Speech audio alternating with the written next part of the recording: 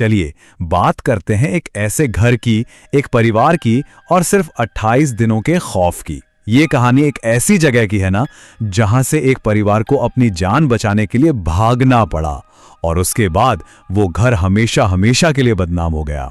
सिर्फ 28 दिन। जरा सोच के देखिए, कोई अपने सपनों के घर में जाए और 1 महीना पूरा होने से पहले ही सब कुछ, मतलब सब कुछ छोड़कर भाग जाए। आखिर उन 28 रातों में ऐसा क्या हुआ होगा? बस यही एक सवाल है जो इस कहानी को इतना इतना डरावना बना देता है। और इस कहानी का सबसे ज्यादा डराने वाला हिस्सा वो था एक खास वक्त, रात के ठीक 3:15। हर रात ठीक इसी वक्त पर घर में अजीब व गरीब डरावनी घटनाओं का सिलसिला शुरू हो जाता था। और जानते हैं, ये वही समय था जिस वक्त इस घर में वो भयानक हत्याकांड हुआ था। और फिर वो आवाजें, ठक ठक ठक। सोचिए, खाली कमरों से, सीढ़ियों से कदमों की आवाजें आ रही हैं, जबकि घर में कोई और है ही नहीं। वो एहसास कि कोई है जो अदृश्य है, वही तो सबसे डरावना था। तो चलिए कहानी की शुरुआत से शुरू करते हैं। सबसे पहले उस घटना को समझते हैं जिसने इस घर की नींव में ही डर बो दिया था। वो एक खूनी रात जिसने सब कुछ बदल कर रख दिया। तो ये सब शुरू हुआ नवंबर 1974 में, जब डीफियो परिवार का मर्डर हुआ। ठीक 1 साल गुजरा और दिसंबर 1975 में लुत्स परिवार इस घर में रहने आता है, इसे अपना नया घर बनाने। लेकिन सिर्फ 1 महीना, जनवरी 1976 में ही वो अपना सब कुछ पीछे छोड़कर वहां से भाग जाते हैं। 6, ये वो नंबर है। उस परिवार के 6 लोगों की उस रात बेरहमी से हत्या कर दी गई थी। और ये किसने किया? घर के ही बेटे रोनाल्ड डीफियो जूनियर ने। उसने अपने सोते हुए माँ बाप और 4 भाई बहनों को गोली मार दी। और जब पुलिस ने रोनाल्ड से पूछा कि भाई ऐसा क्यों किया, तो उसका जवाब सुनकर किसी के भी रोंगटे खड़े हो जाएं। उसने कहा, मुझे कुछ आवाजें सुनाई दे रही थीं, किसी ने मुझसे ये करने को कहा था। और बस यहीं से इस घर की कहानी में एक सुपरनैचुरल ट्विस्ट आ जाता है। तो अब कहानी में एंट्री होती है एक नए परिवार की, जॉर्ज और कैथी लुत्स। इन हत्याओं के ठीक 1 साल बाद वो उस घर में रहने आते हैं, एक सीधी सादी उम्मीद के साथ कि वो इसे एक खुशहाल घर बना पाएंगे। उनके लिए तो ये किसी सपने के सच होने जैसा था। घर बड़ा था, सस्ता मिल रहा था, इससे अच्छा मौका और क्या होता।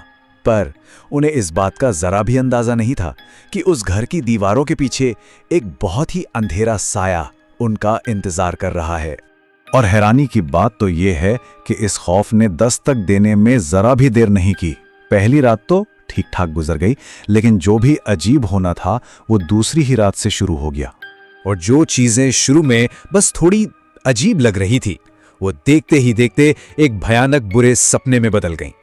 डर का साया, कह सकते हैं, धीरे धीरे पूरे घर पर कब्जा करने लगा। अब देखिए होता क्या है, चीजें बहुत तेजी से बिगड़ने लगती हैं। घर में अचानक से एकदम बर्फीली ठंड लगने लगती है। दरवाजे अपने आप जोर जोर से खुलते और बंद होने लगते हैं। जॉर्ज हर रात ठीक 3:15 बजे एक अजीब सी बेचैनी से जाग जाता था। और फिर उनकी छोटी बेटी का एक नया दोस्त भी बन गया। हाँ, तो उनकी बेटी एक इमेजिनरी फ्रेंड से बातें करने लगी, जिसका नाम था जोडी। जब कैथी ने उससे पूछा कि ये जोडी कौन है, तो बच्ची ने बड़े आराम से बताया, उसका नाम जोडी है और उसकी आंखें लाल हैं। और ये सिर्फ एक बच्ची की कल्पना नहीं थी। नहीं, क्योंकि एक रात जॉर्ज ने खुद अपनी आंखों से खिड़की के बाहर अंधेरे में घूरती हुई 2 लाल चमकती हुई आंखें देखीं। और वो जो भी था, वो इंसान तो बिल्कुल नहीं था। इसके बाद तो घर जैसे और भी ज्यादा खतरनाक हो गया। दीवारों से खून जैसा लाल लिक्विड टपकने लगा। जॉर्ज, जो हमेशा शांत रहता था, उसका बर्ताव पूरी तरह बदल गया। वो बहुत गुस्सैल और चुप चुप रहने लगा। यहां तक कि उसने ये भी कहा कि ये घर मुझे यहां से जाने नहीं देगा। और फिर वो रात आई, 28वीं रात। वो रात जब उस परिवार के सब्र का बांध पूरी तरह से टूट गया। वो उस घर में उनकी आखिरी रात थी।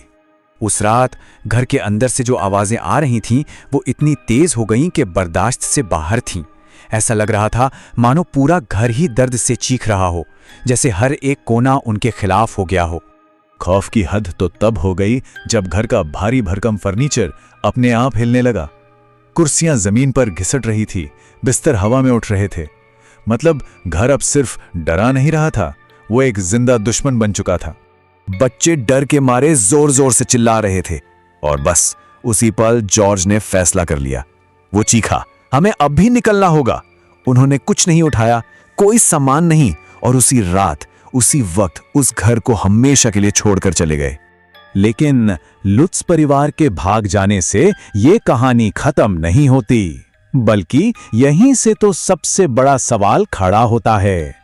क्या ये सब कुछ सच था या फिर ये एक बहुत सोची समझी कहानी थी? तो क्या ये सब सच था? देखिए, ऐसे बहुत से लोग हैं जो इस कहानी पर बिल्कुल यकीन नहीं करते। उनका कहना है कि लुत्स परिवार उस वक्त पैसों की तंगी से गुजर रहा था और उन्होंने सिर्फ पैसे कमाने के लिए ये पूरी कहानी गढ़ दी। हद तो तब हो गई जब डिफियो के वकील विलियम वेबर ने खुद बाद में यह दावा किया कि यह पूरी डरावनी कहानी उन्होंने और जॉर्ज लुत्स ने मिलकर शराब पीते हुए बनाई थी। लेकिन सिक्के का दूसरा पहलू भी है। लुत्स परिवार अपनी आखिरी सांस तक अपनी कहानी पर अड़ा रहा। वो हमेशा यही कहते रहे कि उन्होंने जो भी महसूस किया वो 100% सच था। और तो और आज भी वहां के पड़ोसी उस घर से अजीब अजीब आवाजें आने की बात करते हैं। तो सवाल फिर वहीं आकर खड़ा हो जाता है, ये एक परिवार का दर्दनाक सच था या एक बहुत ही चालाकी से बनाई गई कहानी? तो इस पूरी कहानी को सुनने के बाद, इसके दोनों साइड्स को जानने के बाद एक सवाल तो मन में आता ही है कि अगर मौका मिले, क्या कोई उस घर में एक रात गुजारने की हिम्मत कर पाएगा? कहानी सच्ची हो या झूठी, एक बात तो तय है, उस घर की दहलीज पार करने के लिए हिम्मत तो चाहिए, और इसका जवाब शायद हर किसी के लिए अलग होगा।